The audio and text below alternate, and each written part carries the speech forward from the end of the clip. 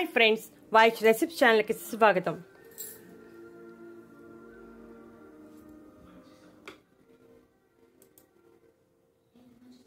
ఇలా చేస్తే నోటిపూత నిమిషాల్లో మాయం। సాధారణంగా మనలో ప్రతి ఒక్కరూ ఏదో ఒక సమయంలో నోటిపూత సమస్యతో బాధపడుతూ ఉంటారు। ఈ నోటిపూత రావడానికి చాలా కారణాలు ఉంటాయి। ఏ కారణం చేత వచ్చినా ఈ నోటిపూత కారణంగా ఏ ఆహారం తీసుకోవాలన్నా చాలా ఇబ్బందిగా ఉంటుంది। నోటిపూత అనేది నోట్లో పెదాలి లోపల వైపు, నాలుక మీద, బొగ్గలి లోపల వైపున వస్తూ ఉంటాయి। ఏమి తినాలన్నా ఏమి తాగాలన్నా ఇబ్బంది। ముఖ్యంగా కారంగా ఉండే పదార్థాలు తింటే ఆ బాధను చెప్పలేము। నోటిపూత రావటానికి నోరు అశుభ్రంగా ఉండటం, వేడి చేయటం, పోషకాలు ఉన్న ఆహారం తీసుకోకపోవటం, వ్యాధి నిరోధక శక్తి క్షీణించడం వంటి సమస్యల కారణంగా నోటిపూత వస్తుంది। నోటిపూత తగ్గడానికి ఒక అద్భుతమైన ఇంటి చిట్కా ఉంది। ఈ చిట్కాను ఫాలో అయితే 2 రోజుల్లోనే నోటిపూత తగ్గిపోతుంది। ఒకవేళ తగ్గకపోతే నోటిపూత రావటానికి ఏమైనా వేరే కారణాలు ఉన్నాయేమో డాక్టర్ని తప్పనిసరిగా సంప్రదించాలి, అశ్రద్ధ చేయకూడదు।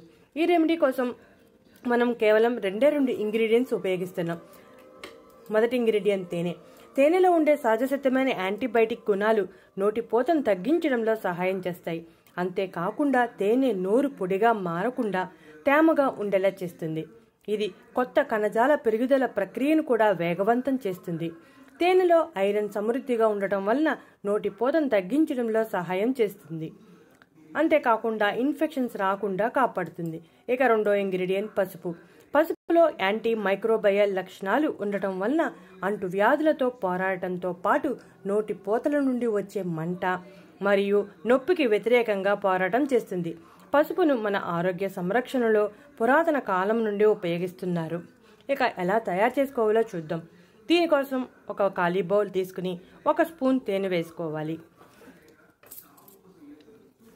దానిలో 1/2 స్పూన్ పసుపు వేసి బాగా కలపాలి। తేనె ఆర్గానిక్ తేనె అయితే చాలా మంచిది।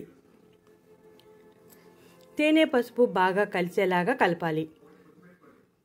ఈ మిశ్రమం బాగా కలిశాక నోటిపూత ఉన్న ప్రదేశంలో రాయాలి।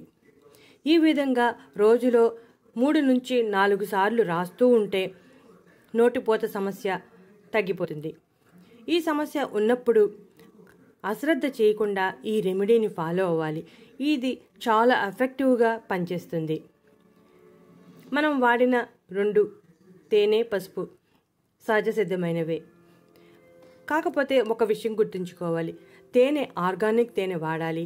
అలాగే పసుపు ప్యాకెట్ పసుపు కాకుండా పసుపు కొమ్మలను ఆడించిన పసుపు వాడితే మంచిది, ఎటువంటి సైడ్ ఎఫెక్ట్స్ రావు। ఇటువంటి ఇంట్రెస్టింగ్ టాపిక్స్ కోసం మా ఛానల్ సబ్స్క్రైబ్ చేయడం మర్చిపోకండి।